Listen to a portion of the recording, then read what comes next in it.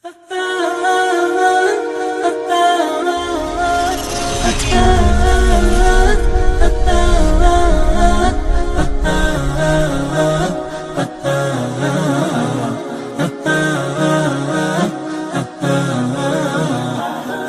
masuk jamaah kira-kira sudah lama gitu, namun sesungguhnya tidak terlalu efektif saya mengikuti pengajian-pengajian karena kesibukan saya sebagai polisi. Dari Kapolres di Jakarta ini, kemudian jadi Kapolda, kemudian saya Bareskrim, dan kemudian Gubernur PTIK, Kalemdiklat terakhir sebagai KBNN, dan saya sempat juga diberi kepercayaan untuk menjadi Duta Besar RI di Mesir selama tahun 2011 akhir sampai 2015. Dan itu suatu pengalaman yang sangat berharga bagi saya karena di Mesir itu memang tempat tempaan para pelajar-pelajar khususnya Indonesia dan pada umumnya seluruh dunia, dan mempunyai riwayat tempat belajar yang tertua di dunia ini, termasuk tertua di dunia ini dalam bidang agama Islam. Saya masuk jamaah karena tertarik. Pada waktu itu teman saya yang ajak, di waktu saya di PTIK diajak untuk memperdalam agama Islam, dan saya ikutin. Sekarang beliau sudah almarhum, dan kemudian saya diajak ke Kerawang, tempatnya sentral di Jawa Barat, khususnya di DKI Jaya itu, di Kerawang situ, di mana ada seorang imam di sana yang harus kita berkenalan dengannya. Selama perjalanan waktu yang demikian sibuk itu, saya kadang-kadang ngaji, kadang-kadang tidak, ya, sesuai dengan kesempatan yang ada.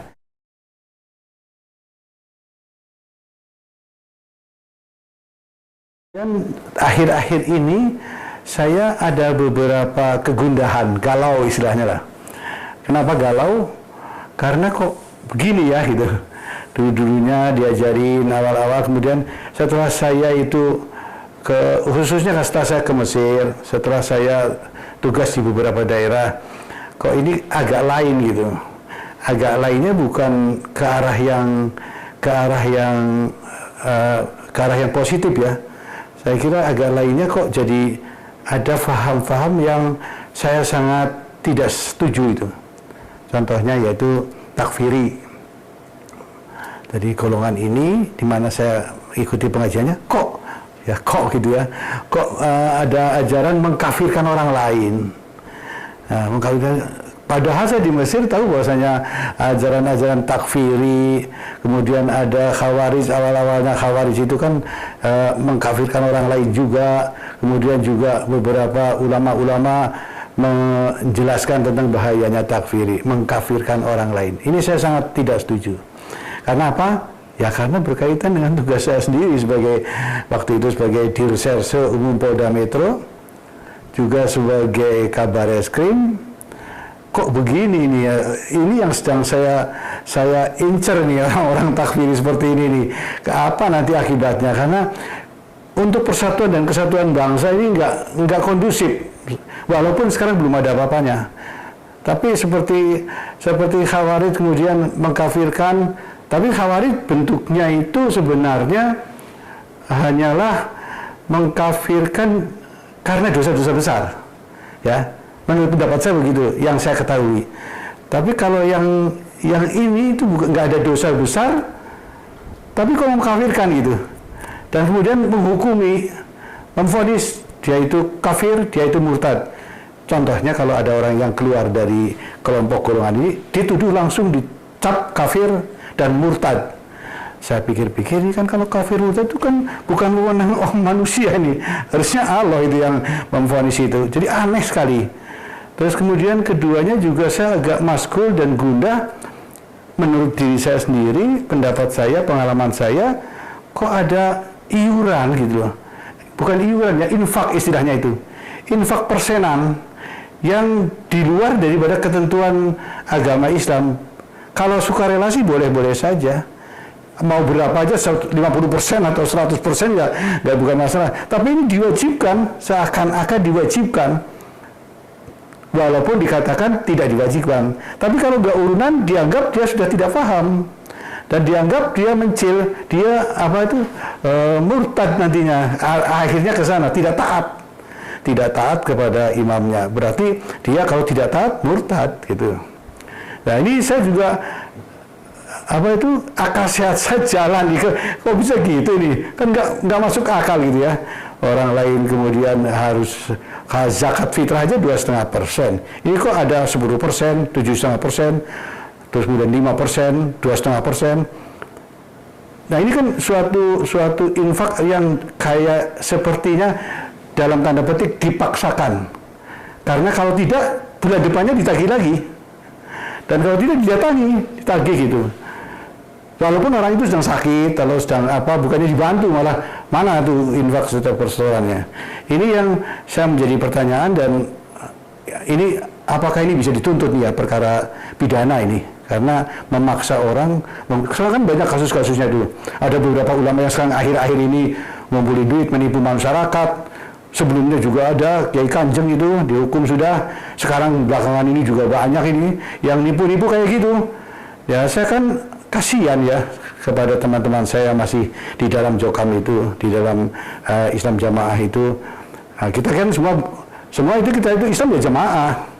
Tapi menurut mereka yang namanya jamaah ya mereka sendiri yang jamaah. Kalau saya walaupun sendirian atau berdua berarti jamaah namanya. Karena jamaah bukan monopoli satu golongan saja, kita semua jamaah semua. Jadi bersama-sama semua dalam beribadah dan sebagainya, dan namanya udah jamaah. Kemudian infak begitu besar, dan kalau dikumpulkan seluruh Indonesia puluhan miliar setiap bulan, kemana duitnya? Itu saya selidiki kan, saya cari-cari, ternyata setoran itu ke pusat, kemudian di situ tidak boleh diaudit, tidak boleh ada yang tanya itu dikemanakan. Sementara di pusat itu, waduh, duit banyak sekali itu kemana gitu, diapakan? Ya mungkin itu istilahnya kan uang sabilillah. Tapi kan kita yang setor tiap bulan dan sebagainya, ya keluarga saya sih nggak mau. Saya dari dulu nggak mau saya infak-infakan itu. Saya infak sendiri aja, bayar kepada fakir miskin. Saya nggak mau dikomandoi orang kalau misalnya masalah ibadah saya. Suruh infak saya mau infak sendiri. Saya datangi orang miskin di bawah jembatan, di kolong jembatan. Saya sedekah, saya datangi fakir miskin, yatim piatu sendiri aja, nggak pakai persenan deh. Tapi zakat fitrah 1 tahun sekali 2,5% tetap kewajiban saya. Kemana? Ya ke tempat yang saya anggap itu ya amanah gitu. Nah ini enggak, dia harus distorkan ke sana. Itu baru satu loh ya. Ini baru satu. Ada lagi, sekarang ini muncul lagi infak kendaraan. Nah ini, kendaraan yang motor harus setor. Karena ya, sekarang saya yakin ini karena setoran infaknya menurun. Karena banyak yang keluar. Udah ribuan lah yang keluar, ratusan ribuan itu ya. Ya nanti ada datanya, gampang dilihat itu datanya.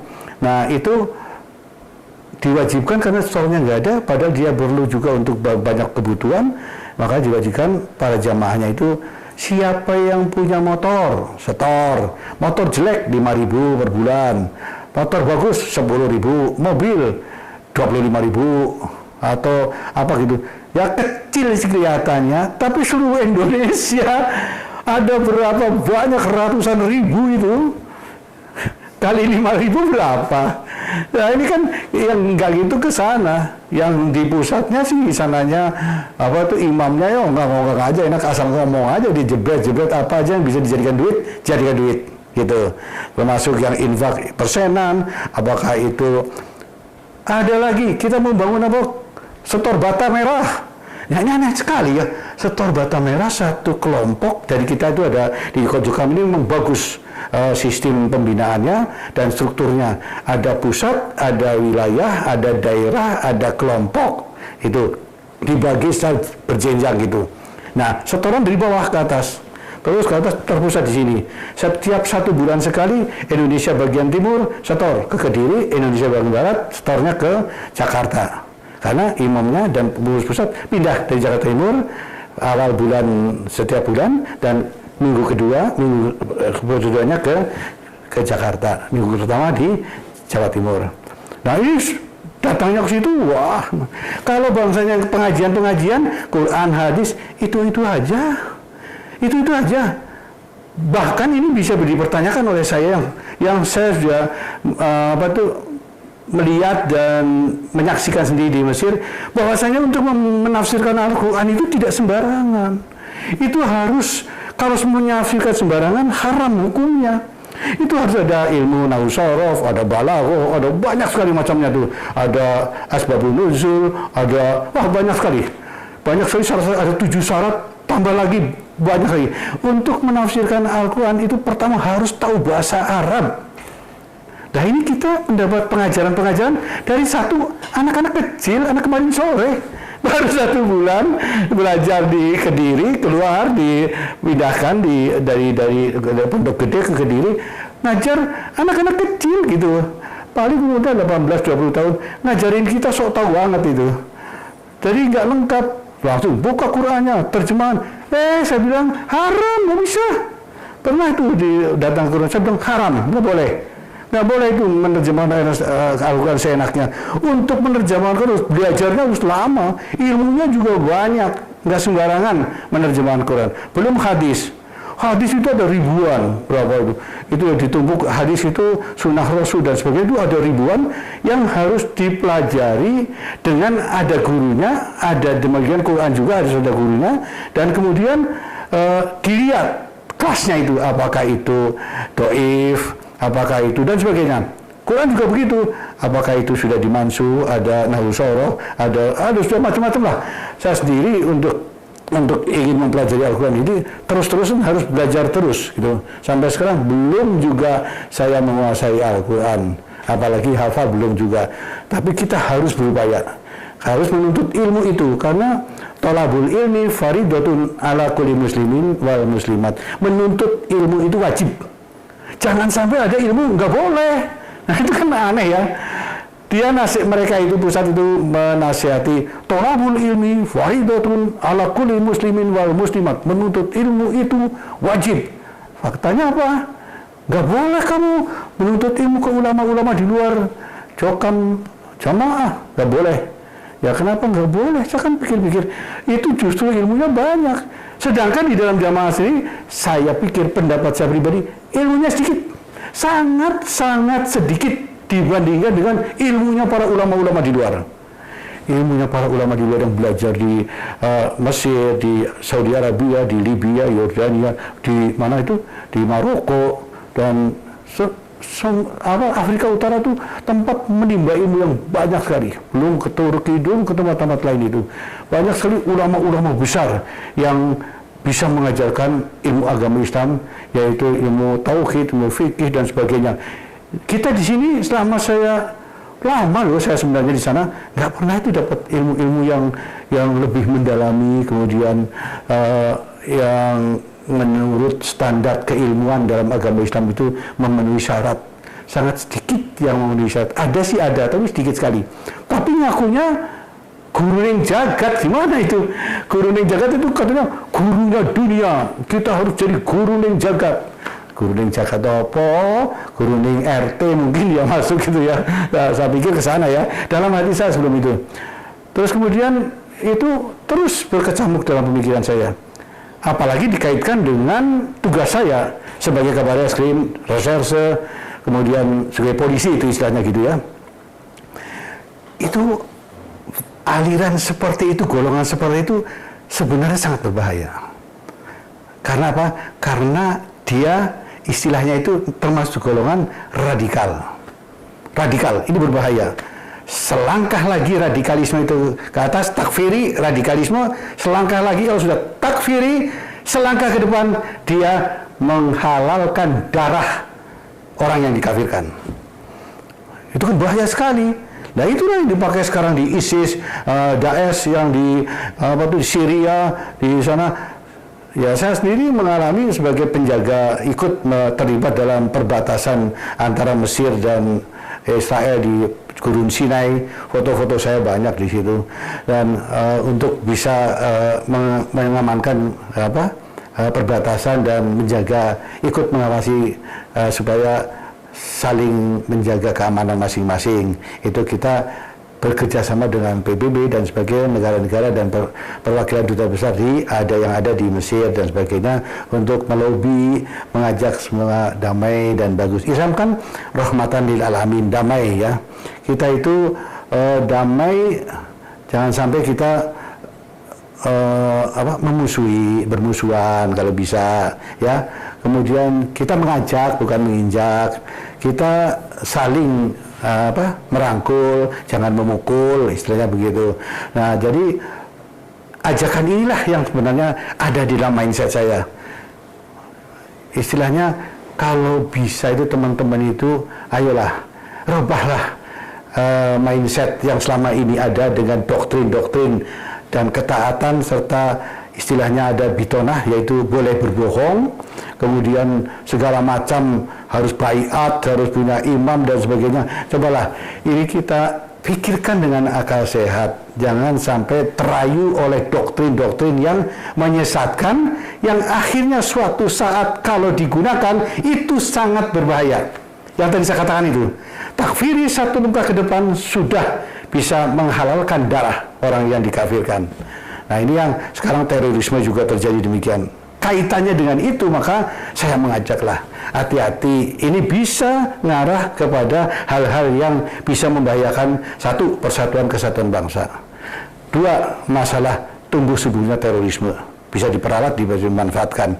Ketiga, itu menjebak orang-orang yang nggak ngerti Islam untuk masuk ke situ, kemudian dikasih doktrin, akhirnya keyakinannya kuat sekali untuk tidak mau keluar.